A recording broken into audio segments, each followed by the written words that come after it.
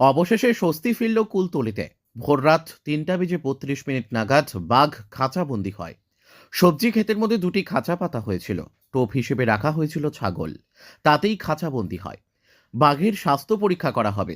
তারপর পরবর্তী সিদ্ধান্ত নেওয়া হবে বলে বন দপ্তর সূত্রে জানা গিয়েছে। আজই বাঘকে গভীর জঙ্গলে ছেড়ে দেওয়া হতে পারে। বাঘ খাঁচাবন্দি হওয়ায় স্বস্তিতে এলাকার বাসিন্দারা। কনফ্লিক্ট একটু আছে, কিন্তু তার সঙ্গে সঙ্গে আমাদের রেসপন্সও আপনি দেখবেন কি কোনো সময় আমাদের টিম কোনো সময়ই সময়টা নষ্ট হয় না। যখনই কোনো দেখুন, ওয়াইল্ড অ্যানিমাল মানুষ এখানে as far as Sundarbans is concern, এই সিচুয়েশনের মধ্যেই আমরা সবাই থাকি। এখানকার যে লোকাল লোক আছে ওরাও জানে কি বাঘও থাকবে, আমরাও থাকবো। তো সেই যে কো এক্সিস্টেন্সটা রয়েছে, সেই কো এক্সিস্টেন্সের মধ্যে কোনো সময় এরকম সিচুয়েশনটা ক্রিয়েট হয়ে যায়, কেন বাঘের সংখ্যাও অনেকটা বেড়েছে অ্যান্ড মানুষের সংখ্যা বাড়ছে, তার জন্য ইন্টারাকশনও একটু বেশি হচ্ছে বিটুইন হিউম্যান অ্যান্ড টাইগার। তারা জানান, মাঝে মধ্যে বাঘ এলেও এইভাবে একেবারে লোকালয়ে চলে আসেনি। খুবই আতঙ্কের মধ্যে ছিলেন তারা। সারা রাত কার্যত বিনীন্দ্র রজনী কাটিয়েছেন। বাঘ খাঁচাবন্দি হওয়ার খবরে বাড়ি থেকে বেরিয়ে এসে ভিড় জমিয়েছেন অনেকেই। রবিবার রাত থেকেই দক্ষিণ ২৪ পরগনার কুলতলি ব্লকের মইপিঠ বৈকুণ্ঠপুর গ্রাম পঞ্চায়েত এলাকায় বাঘের আতঙ্ক ছড়িয়েছিল।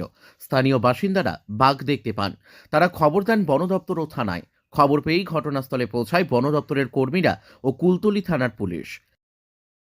তো কিন্তু যখনই এরকম কোনো সিচুয়েশনটা অ্যারাইজ করছে, তার সঙ্গে সঙ্গে যে র্যাপিড আমাদের যে রেসপন্সটা থাকে, আমাদের যে টিম যে ফিল্ডে দাঁড়িয়ে থাকে, ওরা ইমিডিয়েটলি আমরা যে আছে রেস্কিউ করে অ্যানিমেলটাকেও আমরা সুস্থভাবে আমরা জঙ্গলে ফেরত দিয়ে আসি অ্যান্ড তার সঙ্গে সঙ্গে যে গ্রামের লোক আছে ওনাদেরকেও আমরা প্রোটেক্ট করতে পারছি অ্যাজ টিল নাও। যতই আমাদের ইনসিডেন্সেসটা রয়েছে, আমরা একটু আমাদের টিম খুব ভালোভাবেই কাজ করে অ্যানিমেলটাকেও রেস্কিউ করেছে, গ্রামটাকেও প্রোটেকশনটা দিতে পেরেছে। তো বাঘটি যাতে কোনোভাবে রাতের অন্ধকারে গ্রামের মধ্যে ঢুকে পড়তে না পারে তা নিশ্চিত করতে নগিনাবাদ ৯ নম্বর মুলার জেটিঘাটের কাছে গ্রামের দিক বরাবর লাইননের জাল লাগিয়ে দেওয়াও হয়েছিল।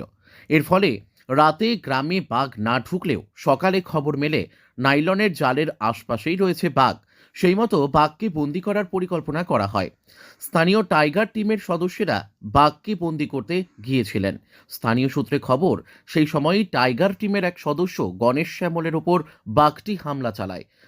কামড়ে ধরে তার ঘাড়। সহকর্মীকে বাঁচাতে দলের বাকি সদস্যরা লাঠি নিয়ে বাঘটিকে আঘাত করেন। তাতে বনকর্মীকে ছেড়ে দিয়ে জঙ্গলের মধ্যে ঢুকে পড়ে বাঘটি। আহত বনকর্মী এসএসকেএম হাসপাতালে চিকিৎসাধীন। রবিবার বিকেলে স্থানীয় বাসিন্দা রাজকুমার সাপুই নামে এক যুবক জেটি ঘাটের কাছে বসেছিলেন। সেই সময় শ্মশান ঘাটের কাছে একটি বাঘকে ঘোরাঘুরি করতে দেখেছিলেন তিনি। গ্রামে ফিরে সে কথা জানাতেই এলাকায় আতঙ্ক ছড়িয়ে পড়ে। এরপরে গ্রামের লোকজন গ্রাম লাগোয়া জঙ্গলের দিকে যান লাঠি সোটা নিয়ে। সেখানেও তারা বাঘের পায়ের ছাপ দেখেন। তারপরেই খবর দেওয়া হয়েছিল বন দপ্তরে।